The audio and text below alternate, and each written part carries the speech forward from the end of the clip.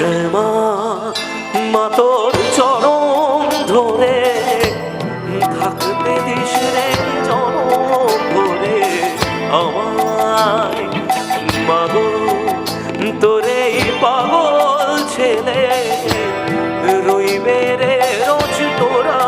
চলে ছায়ায় তুই নাকি মা সার্বজনী তোর কাছে নয় কিছুই কঠিন তোর ওই দুটি চরণ তলে থাকবো আজীবন শ্যামা মা তোর চরণ ধরে থাকতে দিস রে জনম ভরে